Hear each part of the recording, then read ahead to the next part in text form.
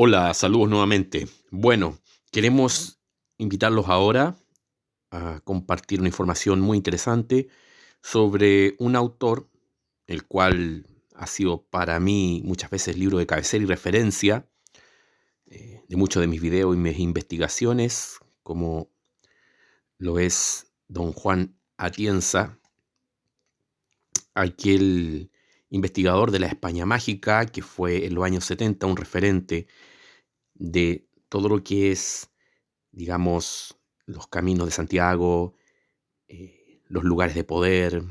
la España esotérica, Europa esotérica también. Eh, en él hay mucha investigación de terreno, en terreno, sobre lugares de poder y zonas mágicas de España y otras regiones de Europa que miran al Atlántico. Bueno, José Atienza, brevemente, empezó como cineasta, y después, en sus viajes de rodaje, empezó a recopilar tradiciones y lugares misteriosos de España, lo cual le empezó a llamar la atención las referencias que había sobre la Atlántida, ya desde épocas de las colonias romanas y mucho antes también. Entonces empieza a realizar, digamos, comienza a escribir una serie de libros basados también en Atlántida, el cual vamos a mencionar hoy día. Pequeño contexto: todo lo que tiene que ver con Juan José Benítez, JJ Benítez y todos los españoles que investigaron temas de misterio, tiene que ver parte un poco del contexto, digamos, el auge económico que vivió España en esos años, digamos, la muerte de Franco, que empezó a liberalizar, digamos, las comunicaciones, y el gran auge de los investigadores ya citados, Martínez del Oso también, son parte de este fenómeno social. Y Atienza no está lejos de todo eso, como un fundador que abre los caminos para estos misterios sobre antiguas civilizaciones y posibles vestigios culturales, lingüísticos, que aluden a este continente perdido, o a esta civilización perdida en el Atlántico que Platón llama Atlántida. Bueno, vamos a empezar con él. Vamos a hacer lecturas y comentarios sobre Sobrevivientes de la Atlántida, un libro a veces escaso, de difícil obtención, el cual vamos a empezar a comentar y a estudiar un poco en una serie de videos sobre este contenido. Y comenzamos. Prólogo: muerte y exequias por un humanismo integral. Nos sucede muy a menudo a todos las verdades más significativas, precisamente aquellas que, por ser las más sencillas, representan una efectiva respuesta a las preguntas eternas del hombre sobre su propia naturaleza y sobre su fin último. Han tenido que relatarse bajo forma de parábolas o de leyendas para que fueran aceptadas. Y se da el caso de que tales narraciones simbólicas son capaces de revelar, más que cualquier explicación abstracta o metafísica, lo que nos parece los más profundos misterios del conocimiento. Voy a narrar una parábola, no es mía. La extraje casi textualmente de la página 32 del Evangelio de Ramakrishna, y la he leído con muy pocas variantes en textos sufís, que narra lo siguiente. 4 ciegos palmaron el cuerpo de un elefante. Uno le tocó la pierna y exclamó: «El elefante es como un pilar». El segundo tocó su trompa y dijo: «El elefante es como una serpiente». El tercero palpó la barriga del paquidermo y dijo: «El elefante es lo mismo que un tonel». Y el cuarto le tocó las orejas y aseguró: «El elefante es como un abanico». Comenzaron a disputar los 4 entre ellos sobre la figura del animal, sobre su aspecto, y así llegaron hasta las manos y al pugilato. Un transeúnte, viéndoles reñir, les preguntó qué ocurría, y ellos le refirieron lo que defendían y le pidieron que fallara en su disputa, que hiciera un veredicto para saber y aclarar quién de ellos tenía la razón. El transeúnte pensó un instante y dijo: ninguno de vosotros ha visto el elefante. El elefante no es como un pilar, sus piernas son como pilares, ni es como un tonel, su barriga es como un tonel, no es tampoco como un abanico, son sus orejas las que parecen abanicos. Y tampoco es como una serpiente, porque únicamente su trompa tiene semejanza con una serpiente. El elefante es como una combinación de todo eso, pero es también mucho más que eso. De la misma manera, disputan muchos sectarios que han visto un solo aspecto de la verdad. Pero entonces aquel que ha visto toda la verdad en todos sus aspectos puede fácilmente llegar a la conclusión genuina y totalmente real y transparente en todas las disputas. Muy a menudo se me ha planteado pensar, porque vivo en la propia carne, que nuestra civilización ha alcanzado ya un estadio en el que el hecho de vivir como los ciegos de la parábola se ha hecho moneda de curso legal. El avance violento de la tecnología y de las ciencias ha rebotado en el hombre, obligándole a una estricta especialización de sus conocimientos y sus actividades, sin posibilidad alguna de escape. El humanismo, en gran parte, ha muerto. No existe ya el estudioso, sino el especialista de una determinadísima rama particular de cualquier ciencia subsidiaria. El filólogo no tiene ya ni la idea más remota del funcionamiento de una calculadora. Paréntesis, filólogo es solo los que estudian el lenguaje y los idiomas, tanto en el pasado histórico como su desarrollo hacia el presente. El médico ignora los orígenes de la civilización occidental. El abogado no conoce la evolución de los estudios matemáticos que se han realizado sobre la constante espacio-tiempo, y este hecho, por desgracia, es absolutamente irreversible, al menos con los planteamientos culturales entre los que nos movemos. Hay muchos que logran adaptarse perfectamente a esta situación en la que el hombre se enfrenta con la obligación irreversible de vivir dentro de un comportamiento estancado en el que su actividad inmediata tiene un sitio preciso, sin más visión posible que la que le permite apenas vislumbrar los otros compartimentos que están en su más inmediata vecindad. Hay otros, sin embargo, que quieren asomarse más allá del estricto compartimento en el que les ha tocado vegetar. Son aquellos seres que todavía hoy han intuido que hay un lugar y posiblemente muchos más de los que la lógica pura puede vislumbrar, en el que se unen respondiendo a una verdad única, humana y natural, las ciencias matemáticas, biológicas, filológicas, químicas, médicas, históricas, físicas y metafísicas, un punto en el cual la geometría se hace historia, en el que la biología se convierte en religión, en el que la ciencia del lenguaje se identifica con la música, con los cálculos arquitectónicos de un templo, con los componentes químicos de las aguas medicinales que brotan desde allí, o con la más abstracta comprensión de la verdad, con mayúscula, y de esto tan impreciso que llamamos vida ultraterrena, y que es, a fin de cuentas, la más inmediata y urgente preocupación de los hombres de todos los tiempos. Es como si todo cuanto nos rodea y constituye la esencia de nuestros conocimientos no fuera en su origen más remoto, más que una sola cosa, la realidad desconocida que llega más allá de las limitaciones científicas que nos han impuesto a partir seguramente de los mismos inicios de la civilización tecnológica en la que estamos inmersos. Desde el restringido punto de vista que nos ha marcado el progreso científico, nosotros nos sentimos ya humanamente incapaces de abarcar la totalidad de una verdad que intentaron conocer los filósofos de la antigua Grecia, o más atrás aún, en el tiempo, aquellos sacerdotes científicos de los santuarios egipcios. Podremos posiblemente estudiar el comportamiento de los genes que constituyen la raíz de nuestra herencia. Podemos calcular con un error muy relativo la antigüedad de un fósil prehistórico.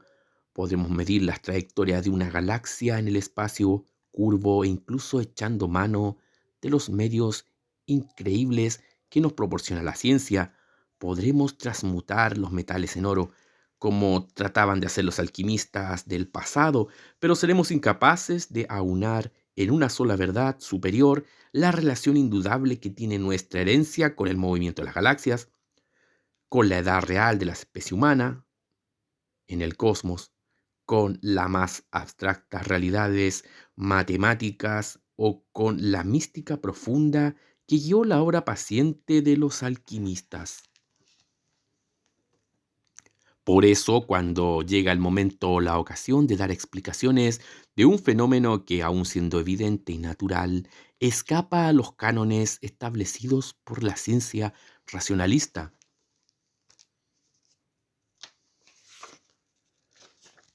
que oficialmente se ha aceptado, e el investigador es tachado de visionario o de alucinado por tener la incalificable osadía, dicho así el lenguaje deliberadamente vetusto, de hablar o de escribir sobre cuestiones cuyo conocimiento absoluto tiene necesariamente que escapársele.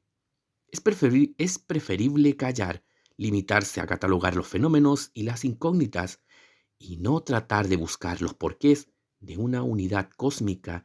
que a poco que profundicemos se nos hará absolutamente evidente e irreversible, una verdad que abarca y totaliza el conocimiento sin distinción de ciencias ni de compartimentos estancos de estas ciencias. Y sin embargo, el párrafo segundo de la llamada Tabla de Esmeralda del maestro Hermes Trimegisto dice: lo que está debajo es como lo que se encuentra arriba, y lo que está arriba es como lo que se encuentra abajo, para hacer el milagro de una sola cosa. Arriba, abajo, sabemos y, más que saber, intuimos y aceptamos que todo es relativo, que lo que significa el abajo para nosotros podría ser el arriba de nuestros antípodas o de alguna conciencia e inteligencia que nos viera desde otro lugar o región impensada de la existencia del cosmos, que lo que es infinitamente pequeño para el científico que estudia la estructura del átomo es igual a lo infinitamente grande que investiga el astrónomo que mide matemáticamente la naturaleza de las galaxias y de los cuasar imposibles de apreciar por el objetivo de un radiotelescopio, masas de materia y de antimateria, de luz y de energía, que la imaginación apenas puede concebir y que solo las matemáticas son capaces de efectuar una labor de catalogación, porque en última instancia, tan sujeta a las mismas leyes cósmicas está la trayectoria de un electrón en torno a su núcleo, como la de un satélite o un planeta en torno a su Sol, y esto es una total e incontrovertible proporción matemática, porque si tomamos al ser humano como unidad ideal y a ese metro convencional que ha implantado como medida de todas las cosas el cielo y la tierra, comprobaremos cómo el núcleo atómico, la mínima unidad aceptada por la física, mide 10.000 millonésimas de metro, 10 elevado a la menos 10. Y el Sol, nuestro Sol, mide 10.000 millones de metros, 10 elevado a la 10.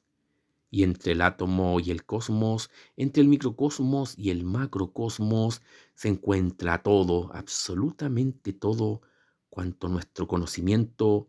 es capaz de abarcar en todos los campos de una ciencia que bien podríamos calificar de ciencia total, la ciencia única.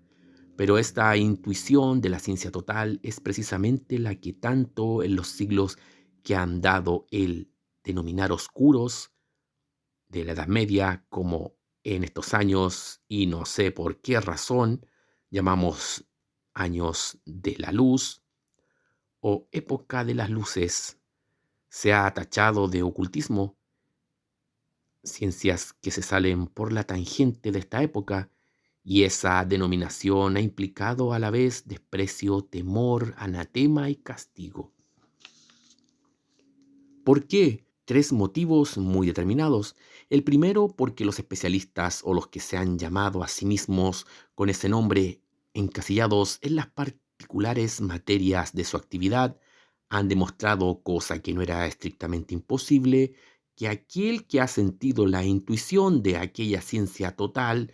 y ha rozado de un modo u otro su parcial saber científico en la determinada materia que ellos dominaban,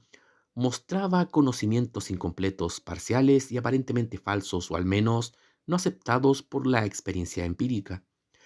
El segundo, porque los poderes constituidos de cualquier tipo que fueran, políticos o religiosos, se han proclamado siempre contrarios y enemigos a la teoría y hipótesis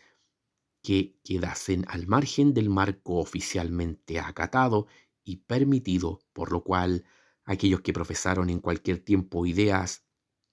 no las llamemos siquiera creencias, ideas distintas al pensamiento autorizado, tuvieron que ocultarlas a lo largo de la historia, bien conservándolas en el más estricto secreto, bien exponiéndolas de modo velado, bajo la forma de símbolos o de signos que sólo podían ser conocidos y reconocidos por sus correligionarios, aquellos que mantenían una misma resonancia en su intuición, conocimiento y búsqueda. El tercero es porque muchos de los investigadores teóricos o prácticos de esta ciencia que podríamos calificar de ciencia universal han sostenido sus ideas acogiéndolas a una sabiduría de la que ellos mismos, por pretendida inspiración superior, trataban de ser los únicos poseedores, y así se llaman a sí mismos iniciados o adeptos, y sostienen que sus creencias no pueden hacerse públicas por el mal uso que de ellas o de sus eventuales poderes podrían hacer los demás seres humanos. Puede que tal acerto tenga un origen verdadero, pero me atrevo a insistir, e insistiré, creo, mientras la experiencia no me demuestre lo contrario, en la capacidad natural del ser humano para captar y aprender el saber, incluso a hacer que de ese saber un uso honesto, a no ser que los poderes represivos le impulsen a actuar violentamente para defenderse.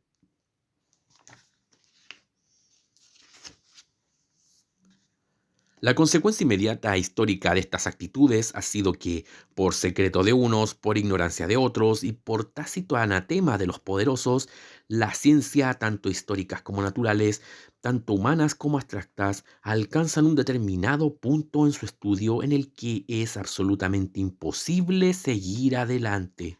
Y esta imposibilidad proviene precisamente de que el impasse coincide con la intersección de esa materia científica con otra que aparentemente solo le es diametralmente opuesta.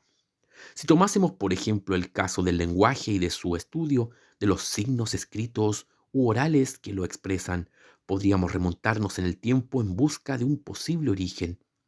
Dando pasos hacia el más remoto pasado, llegaríamos sin lugar a dudas desde las lenguas romances al latín, del latín a las lenguas primitivas indoeuropeas y así al sánscrito, pero nos quedaremos sin la menor posibilidad de encadenar los orígenes comunes, si es que los hubo efectivamente, aunque la ciencia oficial lo ignora,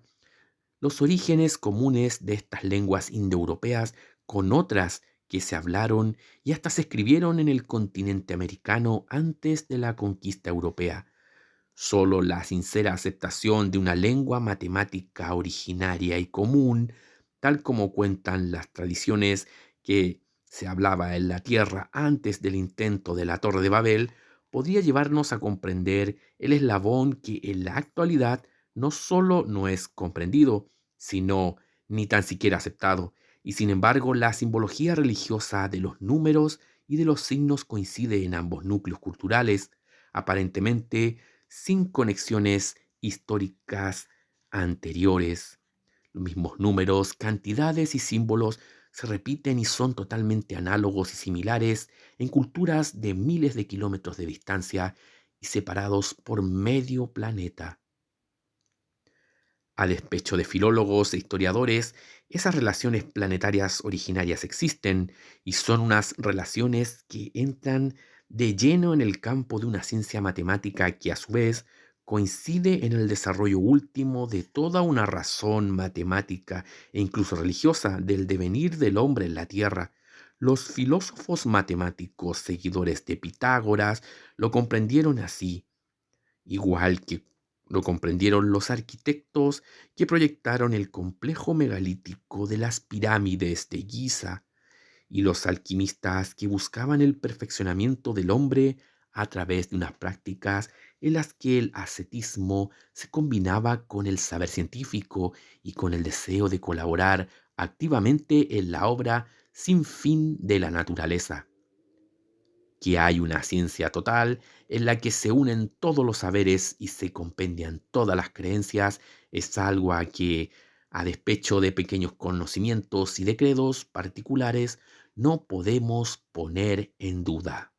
La ciencia total debe o debería existir. Que esa ciencia total ha sido y sigue siendo una aspiración de los seres humanos a todos los niveles, lo podemos ver también con solo analizar los símbolos que los seres humanos han ido dejando a través de su historia y de la historia de sus costumbres.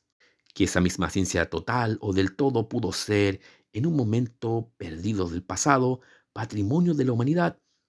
o al menos de una parte de ella, está certificado precisamente por la constante búsqueda de su recuperación a lo largo del tiempo en todas las edades y en muchos grupos de sabios a través del tiempo. Este libro pretende emprender, en este sentido, una peregrinación anárquica a través de los caminos del pasado en busca de las señales que dejó desde un tiempo perdido en la oscura noche de la historia, la memoria y el testimonio de unos tiempos que la ciencia oficial se niega a reconocer. Quiero dejar constancia de que no pretendo dar respuesta a muchas preguntas que yo mismo probablemente pasaré haciéndome toda la vida. Intento solo mostrar que en un momento indeterminado del devenir humano, esa ciencia total o ciencia del todo pudo estar en algún modo presente en tierras de la península ibérica y que desde entonces hombres y pueblos enteros han peregrinado sin descanso sobre ellas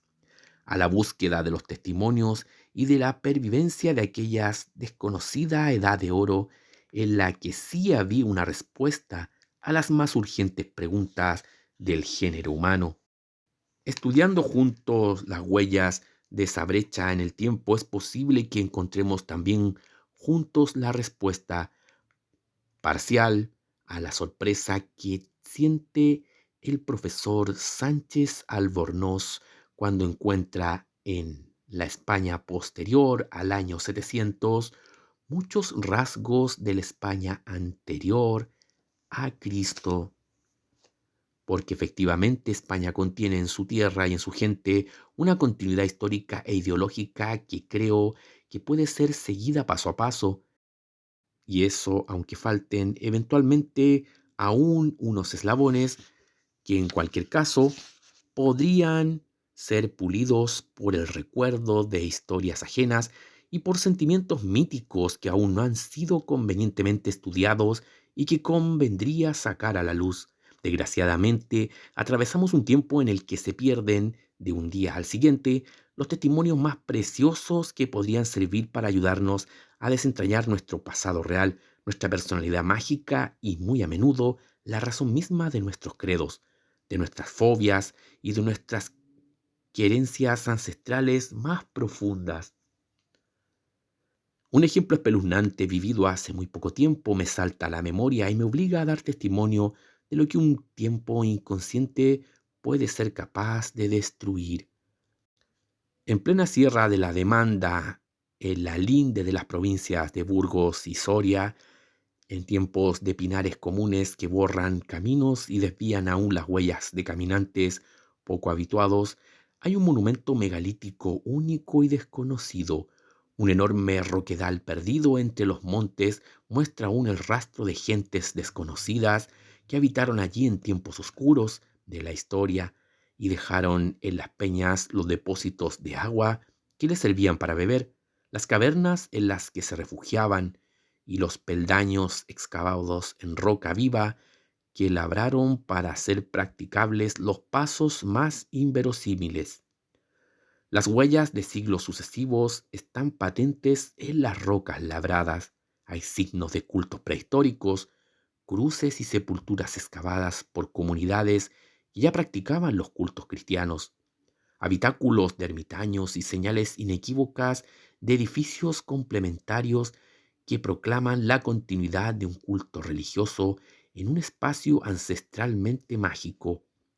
Siglos de creencias y de símbolos se acumulan en unas piedras cuyo contorno no ha sido aún excavado por falta de medios. Pero aquí surge la tragedia histórica, un rincón que puede guardar la clave de muchos enigmas de tiempos pasados está siendo destruido sistemáticamente por canteros que aprovechan aquellas piedras para construcción de los hoteles residenciales de una urbanización que se levanta a varios kilómetros de aquel lugar. Nadie ha respondido a las llamadas urgentes de quienes tienen conciencia de aquellas pérdidas. Nadie ha reivindicado su responsabilidad ante un monumento del pasado desconocido que está perdiéndose casi de hora en hora. Es muy poco tiempo, tal vez haya sucedido ya, desde el día en que pude ver aquel enclave hasta este otro día, 2 meses después de lo que ya escribo, un testimonio de nuestra historia más entrañable y más desconocida habrá desaparecido sin posibilidad alguna de recuperación.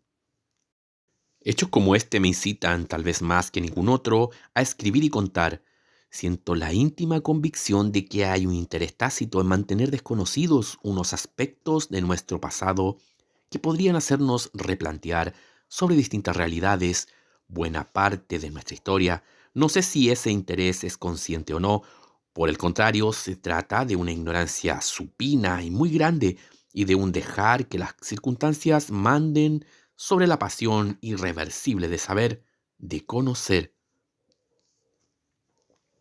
Pienso que en esa búsqueda del hombre hacia el saber total, una búsqueda de muchas veces,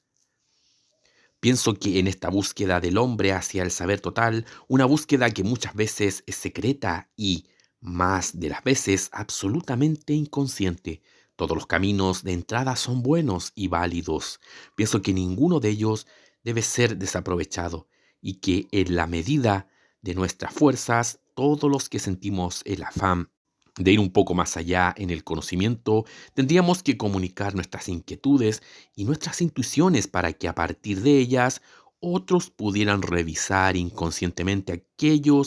otros pudieran revisar conscientemente aquellos aspectos que atañen a sus especiales campos de conocimiento. Pienso también que tanto valen las intuiciones como las pruebas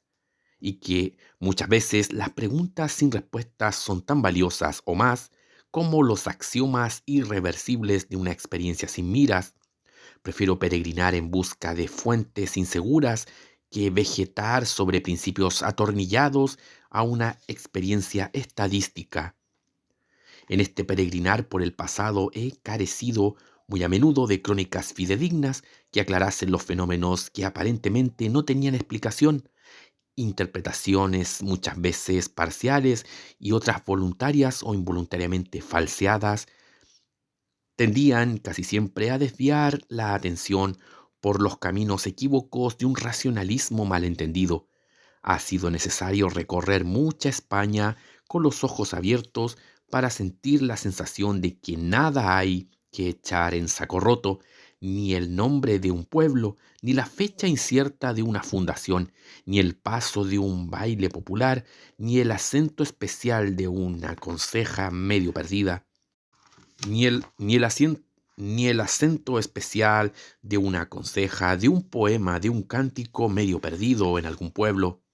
A la hora de saber me importa todo y querría que el lector se sintiese también afectado por este ansia de captar la esencia más nimia de cuanto nos rodea, desde el significado trascendente de un mito de apariencia absurda hasta la circunstancia banal que haya provocado un acontecimiento preciso en determinado lugar geográfico de cualquier comarca, desde los tío vivos de las ferias populares a las obras maestras de los mejores museos, porque tengo la sospecha de que existe siempre un signo y un significado detrás de cada manifestación humana, porque creo que el hombre, desde que apareció caminando en dos patas sobre la superficie del planeta, ha buscado consciente o inconscientemente la razón última de su existencia, y esa búsqueda la ha dejado traslucir en cada uno de sus actos como testimonio de un intento más hacia el encuentro de ese saber total o esa ciencia del todo. Si estas páginas sirvieran además para aprender a conocer una España distinta, una región mágica que se remonta a periodos ancestrales y olvidados de la humanidad, en la que la sorpresa de un hallazgo insólito pudiera trascender a una pregunta concreta y dejara de ser motivo de asombro inexplicado, me afianzaría aún más la seguridad de que vivimos para algo más importante que satisfacer nuestras más inmediatas necesidades y esperar con los brazos cruzados sobre la nuca a que algo inmenso y terrible nos reviente encima cualquier día o nos destruya. Así sin motivo, sin razón, o tal vez ambas cosas.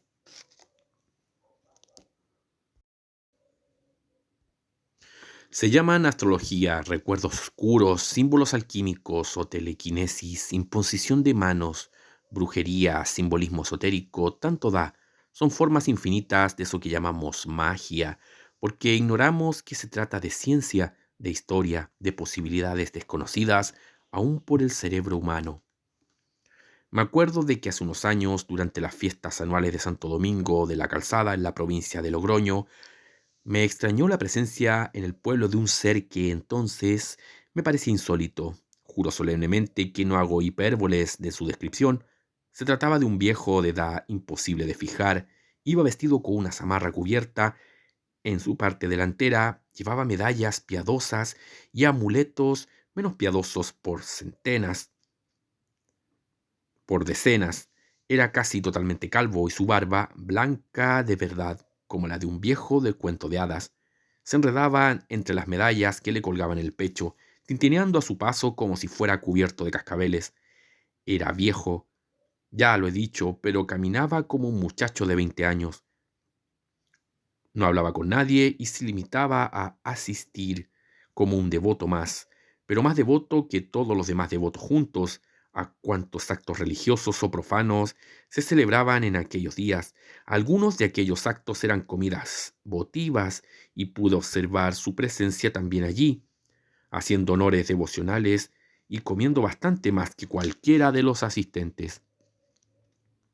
Pues bien, una de aquellas tardes le encontré a solas sentado en el poyo de una ermita que hay cerca del pueblo, junto a la carretera de Haro. Me acerqué a él, le ofrecí tabaco y no me lo aceptó, pero pudimos hablar por fin. Me confesó que no sabía su propiedad, pero que creía que pasaba de los 80, que no tenía residencia fija, sino que deambulaba de pueblo en pueblo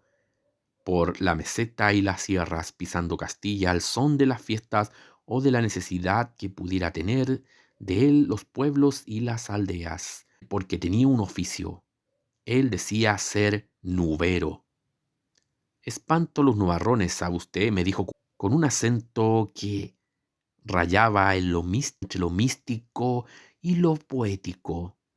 No tuve la ocasión de comprobar su eficacia como nubero, pero gentes de allí mismo, de Santo Domingo, con quienes hablé de él, me aseguraron que aquel viejo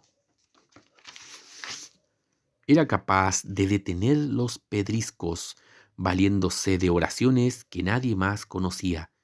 Naturalmente el viejo tampoco quiso recitarme gratuitamente aquellas oraciones, pero que aun en el caso improbable de que me hubiera hecho el don de dejármelas aprender, malamente habría podido yo convertirme en un nubero como él, porque tengo la certeza de que si alguien es nubero, por ejemplo, su capacidad para deshacer tormentas estará más en sus propias posibilidades mentales que en las oraciones más o menos esotéricas que sea capaz de aprender de memoria. Todo eso aunque el presunto hacedor de prodigios sea un creyente firme en su propia gracia a través del significado oculto de determinadas palabras. Los indicios de tales fenómenos, que seguiremos llamando mágicos, porque no tenemos posibilidad de definirlos más racionalmente, están repartidos por toda la superficie de la península ibérica, están patentes en toponimias de origen equívoco, en portadas de iglesias, en leyendas de santos que nunca existieron, en sótanos de viejos castillos, que guardan pasadizos secretos, con tesoros que nadie ha visto y todos citan, en dólmenes perdidos por las serranías, en petroglifos de significado desconocido, en desiertos en los que por alguna razón determinada se refugiaron anacoretas milagrosos, en fiestas ancestrales de significación olvidada, en unas cuantas docenas de nuberos, de saludadores, de saoríes, de curanderos, de hechiceras, de adivinos que andan aún por pueblos olvidados o que han establecido una consulta con pingües beneficios de algún barrio apartado de cualquier ciudad de provincias o con el consenso o la admiración velada de vecinos y autoridades, o escondiéndose de la acción del juzgado de guardia que posiblemente sería incapaz de comprender sus razones si se empeñara en ejercer sus acciones legales por el Código Penal en la mano.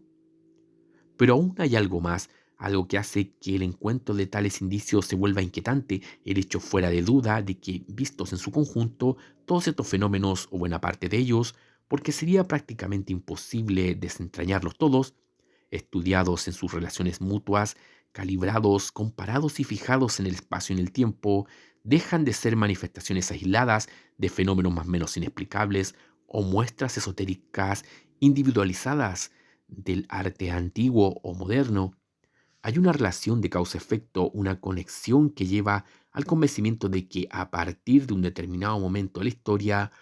un momento que más allá de una fecha cualquiera y en lugares precisos, se producen unos hechos cuyo efecto alcanza hasta nuestros días y que abarcan con su influencia todo el inmenso campo en que se desenvuelve el ser humano, en el que se incluye sin posibilidad de determinar hasta qué límites se puede pensar en que llegan estas energías, que abarcan sin lugar a dudas lo histórico, lo etnológico, el fenómeno religioso, tanto ortodoxo como heterodoxo y sus infinitas ramificaciones,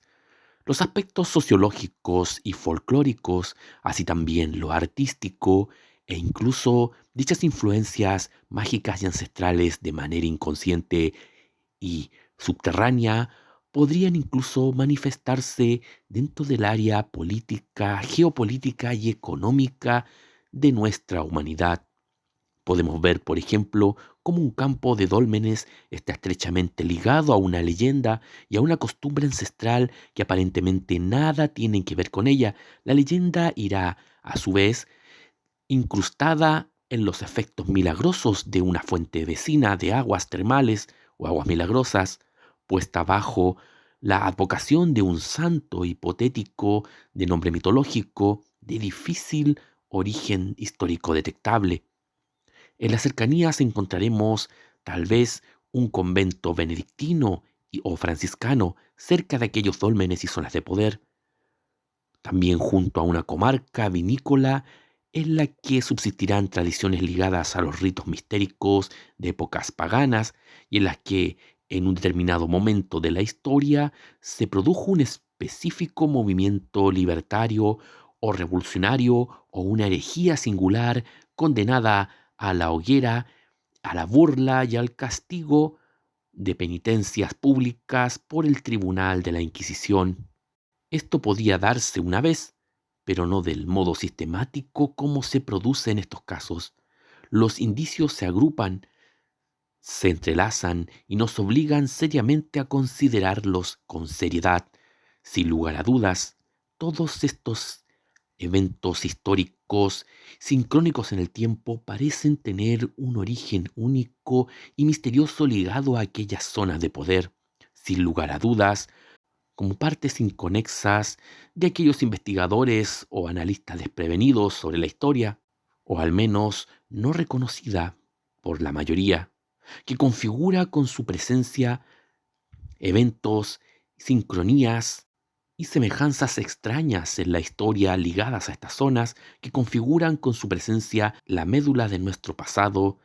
y de nuestro presente y, por qué no decirlo, de nuestro futuro. Si te gustó el video, suscríbete y comparte. Dale like y presiona la campanilla y así podrás saber en qué momento estamos subiendo nuevo material a nuestro canal. Un fuerte abrazo y hasta el próximo video. Si deseas apoyarnos para seguir haciendo una diferencia con nuestros contenidos en YouTube, las opciones estarán en la descripción del video. Muchas gracias y nos vemos pronto.